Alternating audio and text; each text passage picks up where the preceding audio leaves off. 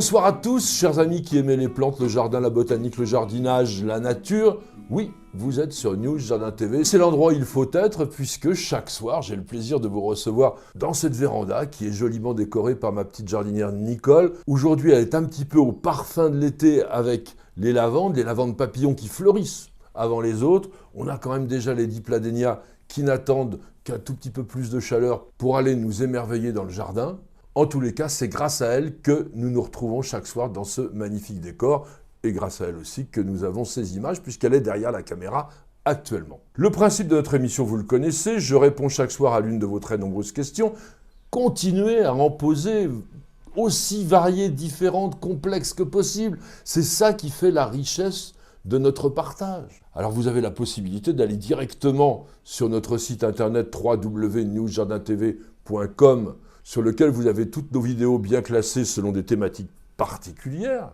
Bien entendu, chaque fois que vous regardez les vidéos qui se trouvent sur notre chaîne YouTube, plus de 1350 à votre disposition, eh bien n'hésitez pas à mettre un commentaire, un petit pouce en l'air aussi, ça fait plaisir.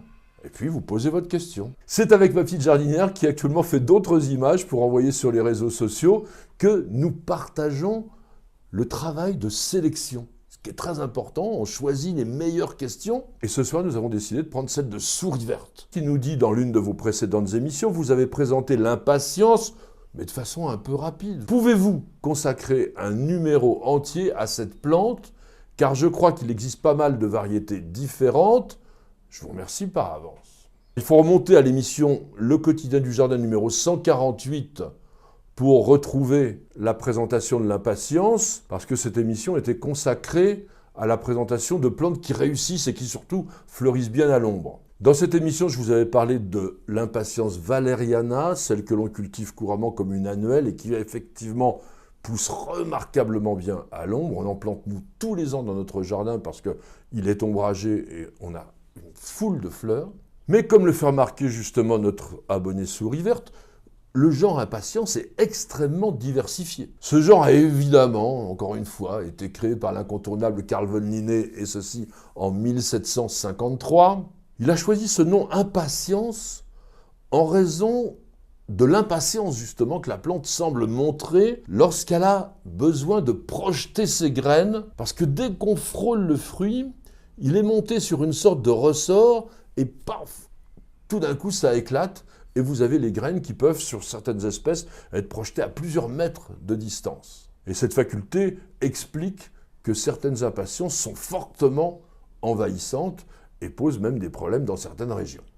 C'est un genre tellement diversifié qu'aujourd'hui, la nomenclature botanique internationale accepte 1099 taxons, espèces, variétés, sous-espèces.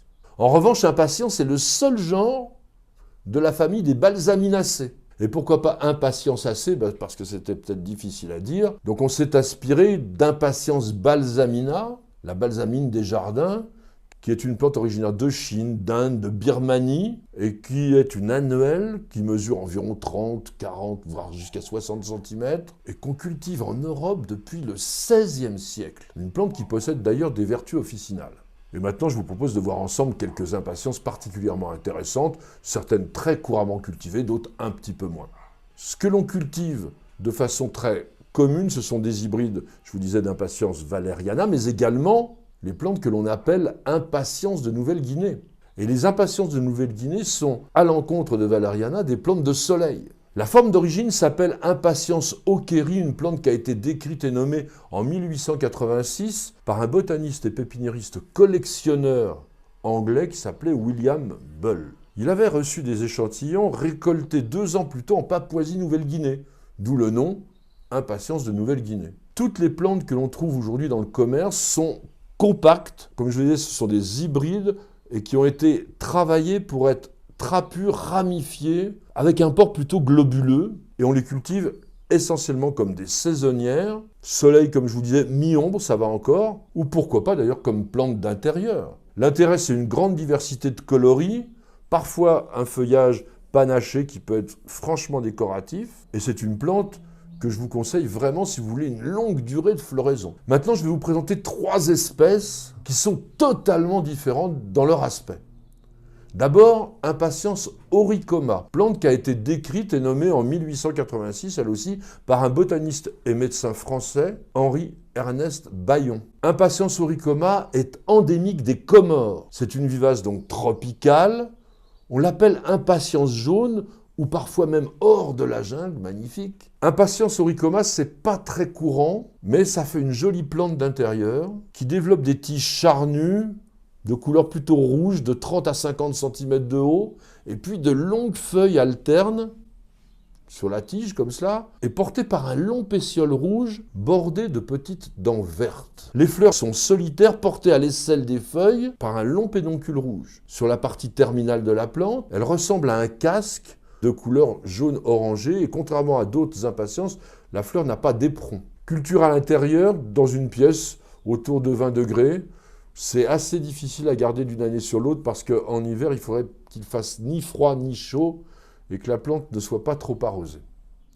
Une grande originale, c'est Impatiens niamensis, difficile à prononcer, plante originaire de l'Est de l'Afrique qui a été décrite et nommée en 1909 par le botaniste allemand Ernst Friedrich Gilg. Cette plante est couramment nommée bec de perroquet ou impatiens de Zanzibar. Et bec de perroquet parce que la fleur est tout à fait étonnante. Étonnante aussi est l'appellation de l'espèce Niam niamensis. Eh bien ça vient tout simplement du nom local. La plante est appelée Niam niam et donc on a dit Niam niamensis. C'est une vivace à feuillage persistant qui doit être absolument cultivée à l'intérieur parce qu'elle ne supporte pas une température inférieure à 15 degrés. En revanche, quand elle se sent bien, elle fleurit toute l'année. Si vous avez un coin un peu ombragé, protégé des vents dominants, vous pouvez la faire séjourner de mai à septembre dans le jardin. C'est une grande impatience puisque les tiges atteignent 1 mètre de hauteur et elles vont porter à l'aisselle des feuilles des fleurs jaunes et rouges en forme d'entonnoir, mais dont l'éperon est recourbé, ce qui fait qu'on peut effectivement y voir une sorte de bec de perroquet. Tandis que la fleur est portée pendante sous les feuilles, eh bien la plante forme un fruit qui est dressé au-dessus des feuilles. Et une fois mûr, il va se déplier et projeter jusqu'à 1 mètre de distance, et tout autour de lui, les graines qu'il contenait. Impatiens niamensis, vous allez la cultiver dans un terreau riche. Mais attention, à cause des tiges qui sont assez succulentes, qui sont gorgées de sucre, chez toutes les impatiences, soyez modérés, parcimonieux avec l'arrosage. Et surtout, les racines sont extrêmement sensibles à la pourriture.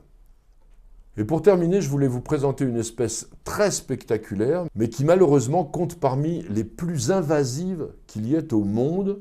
C'est la balsamine de l'Himalaya. Impatiens glandulifera, plante qui a été décrite et nommée en 1836 par le botaniste écossais George Arnott Walker Arnott. Comme son nom populaire l'indique, elle est originaire de l'Himalaya, plutôt dans la partie ouest, et elle vit à des altitudes comprises entre 1800 et 3000 mètres. Et cette plante a conquis entièrement l'Amérique du Nord et toute l'Europe aussi, et ceci au cours du XXe siècle, où elle s'est vraiment propagée partout. C'est une annuelle herbacée qui atteint 2 mètres. Tige robuste, dressée, glabre, c'est-à-dire sans poils, rougeâtre, mais avec des racines adventives de temps en temps. Feuilles opposées ou verticillées, c'est-à-dire plusieurs partent du même endroit. Ovales lancéolées, dentées et assez grandes, jusqu'à une quinzaine de centimètres de long.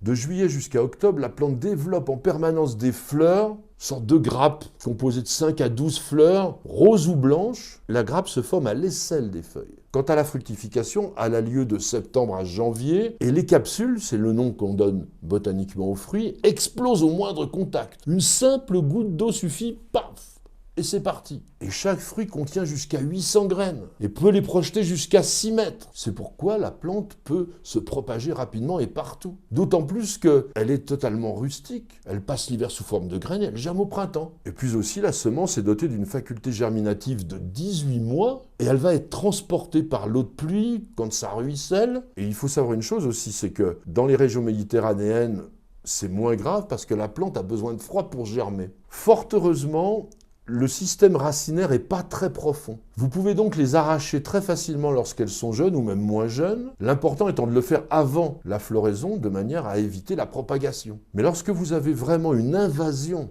de balsamine de l'Himalaya, il faut compter 2 ans pour s'en débarrasser totalement. Et sachez que depuis 2017, Impatiens glandulifera est inscrite dans la liste des espèces exotiques envahissantes et préoccupantes pour l'Union européenne. Ça signifie qu'on n'a pas le droit ni de l'importer, de la cultiver, de la commercialiser, de la planter et a fortiori de la libérer dans la nature. Et on dira quand même dommage parce que la balsamine de l'Himalaya est une excellente mellifère. Merci à tous et à chacun de nous avoir suivis. J'espère que cette découverte d'espèces assez originales d'impatience vous aura intéressé, vous aura sans doute donné envie de les accueillir dans votre jardin, sauf la balsamine de l'Himalaya, je le redis. En tous les cas, merci à tous de nous poser toutes ces questions. Elles sont souvent passionnantes. Vous voyez, de jour en jour, on change complètement de thème, on change même de monde, de pays, etc. Grâce à vous, un petit peu à mes réponses aussi. Et on empile tout cela pour faire une énorme encyclopédie en vidéo. Et bien entendu, pour avoir accès à l'ensemble de toute cette collection, qui nous demande quand même beaucoup de travail, beaucoup d'efforts, eh bien nous vous demandons une petite participation. C'est simple, devenez membre de News Jardin TV, le club, et en même temps, vous contribuerez à la pérennité de notre chaîne. Madame, monsieur, je vous souhaite de passer une excellente soirée, et je vous donne rendez-vous dès demain pour de nouvelles aventures jardinières, et bien sûr un nouveau numéro de notre émission journalière Le Quotidien du Jardin, c'est sur News Jardin TV, et nulle part ailleurs.